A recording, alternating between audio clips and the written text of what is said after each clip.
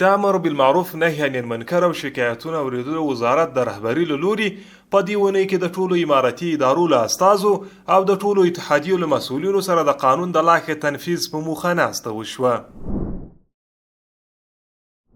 د امر بالمعروف نهي عن المنکر او شکایتونه اوریدلو وزارت محتسبینو په دې اونۍ کې د میرمنو د حقوقو اړوند 30 بېلابېلې قضیې حل کړي دي چې په دې قضیو کې 14 د کورني تاوتریخوالي، 8 د میراث، 15 د اجباري نکاحګانو او پاتې 8 د ولور، نفقې ورکړي او طلاق قضیې حل شوي دي.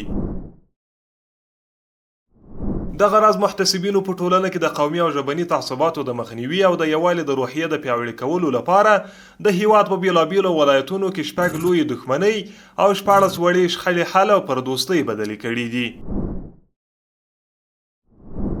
ورته مهال د امر بالمعروف نهي عن المنکر او شکایتونه اوریدلو وزارت محتسبینو په ټولنه کې د ناوړو دودونو د مخنیوي، شرکي عقایدو او د خرافاتو د مخنیوي په موخه په بلخ، فاریاب، بدخشان، هلمند او پکتیا ولایتونو کې 8 تنه کوډګر نیولي او د شرعي پریکړې په موخه عدلي او قضایي ارګانونو ته ورپېژندلي دي.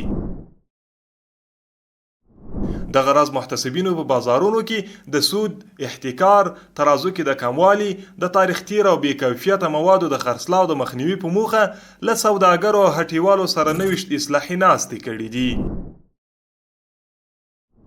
او وروستی خبر دا چې محتسبینو د عامه ذهنیت د سمون له اسلامي نظام سره د همکارۍ او په ټولنه کې د معروفاتو اقامې او د منکراتو د مخنیوي په موخه له دیني عالمانو، قومي مخورو، اماراتي مسؤلینو او ځوانانو سره 6 اصلاحي ناستې کړي دي. مولاي صل وسلم دائما ابدا